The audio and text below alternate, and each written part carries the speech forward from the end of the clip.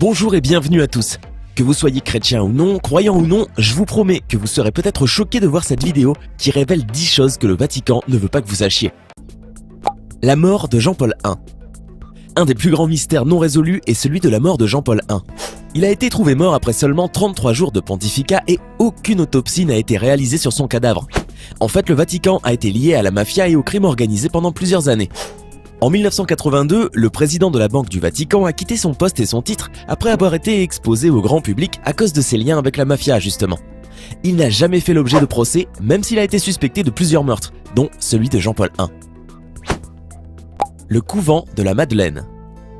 En Irlande, l'Église catholique a créé une maison de femmes pour accueillir les femmes dites perdues, qui étaient en fait juste des femmes qui avaient eu des relations sexuelles hors mariage. Seule une minorité de femmes qui étaient admises dans ces maisons étaient des prostituées. Même si au départ l'idée était surtout de les accueillir puisqu'il leur était impossible de se trouver un emploi, les maisons ont rapidement dégénéré. Elles étaient gérées par 4 groupes de sœurs qui faisaient subir aux femmes perdues de nombreux châtiments corporels et qui les faisaient travailler dans les laveries en leur donnant un minuscule salaire. L'Église catholique ramassait la grande partie des profits du travail de ces femmes et quand ces pauvres femmes mouraient, elles étaient enterrées et leurs familles n'étaient pas contactées. En 1993, 155 corps ont été trouvés dans une énorme tombe au nord de Dublin. On estime que 30 000 femmes ont séjourné plus ou moins longtemps dans ces asiles. Les castrats. Depuis très longtemps, les dirigeants du Vatican, prêtres, évêques et le pape lui-même ont accompli des actes horribles. Les castrats par exemple étaient de jeunes chanteurs qui subissaient la castration pour empêcher qu'ils ne développent pas des hormones mâles et puissent ainsi garder leur voix aiguë et si délicate. Ainsi, l'allongement des cordes vocales d'environ 60% qui fait baisser la voix des garçons n'a-t-il pas lieu après la castration? Le larynx ne grandit pas tandis que la capacité thoracique au contraire croît amplement, parfois démesurément. L'existence même des castrats suscitait de vives controverses au sein du Vatican, car la castration de jeunes enfants restait un acte ignoble et officiellement condamné par l'Église. Mais les castrats avaient une voix extraordinaire et puisque les femmes n'avaient pas le droit de chanter lors des messes, la demande du public et des fidèles de l'Église fut telle que l'on mit en place des structures officielles pour former ces enfants, les conservatoires. Des parents n'hésitaient pas alors à faire mutiler leurs enfants pour subvenir à leurs besoins et offrir à leur progéniture une vie meilleure. On n'hésitait pas à trouver un prétexte médical pour opérer, chute de cheval, hernie inguinale, même si les suites de l'opération étaient souvent fatales. Les archives donnent entre 20 et 80% de décès selon les praticiens. Pour ceux qui survivaient à l'opération, et donc la voix était à la hauteur des espoirs des maîtres de chant, la fortune était assurée. Ils se produisaient dans les théâtres dans toute l'Europe. Ils étaient prisés par la royauté d'Espagne, de France et d'Angleterre. Les compositeurs leur proposaient des rôles héroïques dans les opéras. Ils étaient adulés comme des rockstars et ils avaient aussi un succès certain auprès des femmes. Les castrats ne pouvaient pas se reproduire, mais avaient une vie sexuelle tout à fait normale. Il n'y avait donc aucun risque pour les femmes adultères. La pornographie pour tout le monde. Cette fois, le scandale prend source en Allemagne, la mère patrie de Benoît XVI, et met en cause la maison d'édition Weltbild, qui appartient au diocèse allemand. Le détail qui fait tâche, c'est que figurent au catalogue de ces publications des milliers d'ouvrages érotiques. Conclusion imparable, la pornographie si fermement condamnée par l'Église contribue largement aux 2 milliards de chiffre d'affaires affichés par la Weltbild, donc par les diocèses. Pire, il s'avère même que des dizaines d'œuvres de pédopornographie faisaient partie du lot. Le Vatican se retrouva donc rapidement impliqué dans un scandale d'exploitation et d'abus de mineurs, de pédophilie, de zoophilie, de nécrophilie et de toutes les pratiques sexuelles les plus horribles et les plus violentes que vous pouvez imaginer. Quand le monde découvrit les horreurs auxquelles avait pris part le Vatican, la sidération était telle que personne ne put y croire. C'est à ce moment-là qu'a choisi l'Église pour déclarer que ces ouvrages n'allaient plus jamais être distribués et qu'elle allait diligenter toutes les enquêtes nécessaires pour trouver les responsables. Chose qui n'arriva jamais pourtant. Aujourd'hui, ce groupe d'édition, propriété du Vatican, reste l'un des plus grands créateurs et distributeurs de pornographie dans le monde. Leur mafia.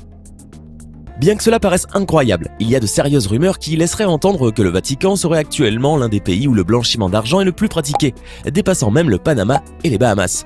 Cela signifie que l'argent provenant de différentes organisations criminelles est amené au Vatican afin d'être blanchi en échange d'une commission très juteuse que les catholiques gardent pour eux, évidemment.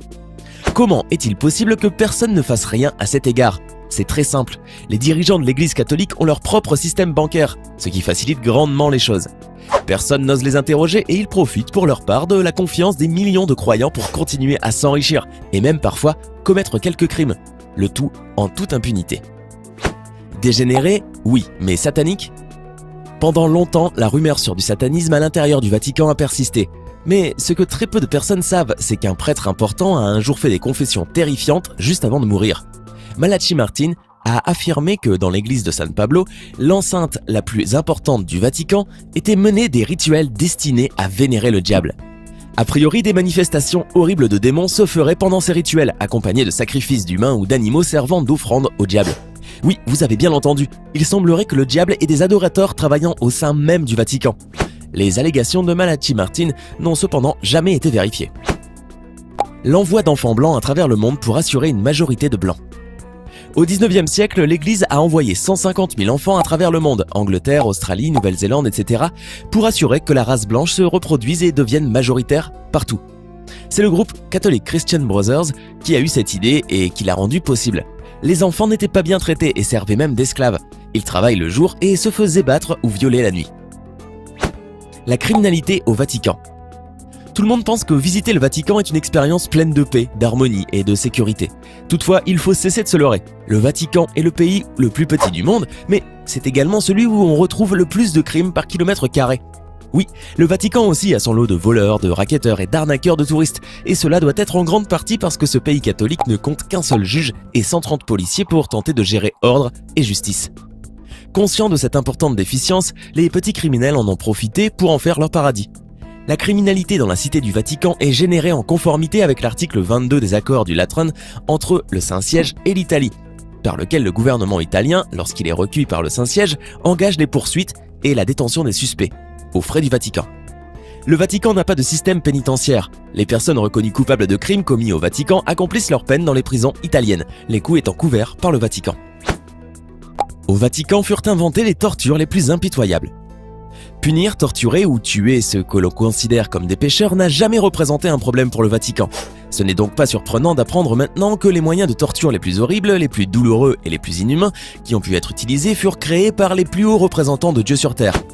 Depuis la Sainte Inquisition jusqu'à nos jours, le Vatican continue à pratiquer ces terribles méthodes de torture contre ceux qui osent remettre en question ou désobéir à leurs croyances. L'une des plus utilisées et de loin la plus impitoyable est la torture par l'eau. Cette technique consiste à attacher les mains et les pieds de la victime afin de la rendre complètement immobile, à lui couvrir le nez pour l'empêcher de respirer, puis à lui placer quelque chose dans la bouche afin de la garder ouverte et l'empêcher de se fermer. Et pour finir, le plus terrifiant, à forcer la personne à boire 8 litres d'eau sans s'arrêter. La sensation de noyade est tellement horrible que les victimes implorent d'être achevées. Si ces pauvres victimes avaient été exaucées, elles auraient échappé au supplice de mourir lentement d'une déchirure de l'estomac. La ville du sexe silencieux. Après de nombreuses années, l'une des terribles vérités qui se cachent dans le Vatican a fini par éclater. Malheureusement pour lui, la pédophilie n'était plus un secret. Des prêtres qui violent des enfants, c'est l'un des actes les plus répréhensibles et inhumains qui puissent exister. Le plus affligeant est que ces actes déplorables sont commis par les plus grands représentants de la foi dans le monde. Au Vatican, de nombreux prêtres n'ont pas de scrupules, et leur malfaisance est telle qu'ils semblent amener l'enfer sur terre. Pourquoi se gêneraient-ils? Puisque lorsqu'ils sont mis à jour, au lieu d'être dénoncés, expulsés et punis par la loi des humains, ils sont simplement transférés d'une paroisse à une autre. Ce qui est le plus malheureux dans tout ça, c'est que peu importe qu'ils continuent à commettre leurs crimes horribles et abjects envers d'autres enfants innocents. Un pape ne peut jamais aller en prison. Le souverain pontife jouit d'une immunité diplomatique, c'est-à-dire qu'il ne peut pas être traduit devant les tribunaux. En effet, plus de 170 pays le reconnaissent comme ayant la plus haute immunité diplomatique. Le pape ne peut donc être jugé devant aucun tribunal au monde. Même s'il commet un quelconque crime, jamais il ne mettra les pieds dans un tribunal ou même dans une prison. La figure du pape est tellement intouchable qu'il ne peut être arrêté ni même contrôlé. Il ne pourra pas non plus jamais être mis en examen pour répondre de ses actes. Ses privilèges sont tellement importants qu'il pourrait commettre n'importe quel crime sans jamais être inquiété. Certains trouvent même qu'il est totalement aberrant que celui-ci se fait appeler le plus grand représentant de Dieu sur Terre et qui finalement n'est qu'un être tout ce qu'il y a de plus humain, puisse posséder autant de pouvoir. Qu'en pensez-vous? Le vol de bébés en Espagne. Francisco Franco, homme d'État, général et dictateur, a décidé de faire de l'Espagne un endroit meilleur en volant des bébés non désirés. L'Église catholique était un grand supporter de Franco et aidait à contrôler les écoles, les maisons et les hôpitaux pour que Franco puisse facilement mettre en place son plan. Au total, il aurait volé 300 000 bébés aux parents pour les offrir en adoption illégale. Quand Franco est mort en 1975, l'Église a continué cette pratique et le vol de bébés a vu fin en 1987 seulement. Ainsi, selon les statistiques, ceux qui ont été adoptés en Espagne entre 1960 et 1989 ont 15% de chance d'être un bébé volé. Lequel de ces secrets sur le Vatican et l'Église catholique vous a le plus surpris? Dites-le nous en commentaire.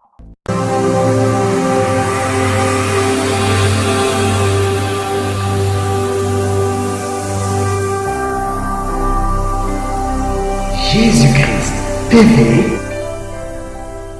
vous connaîtrez la vérité et la vérité vous affranchira.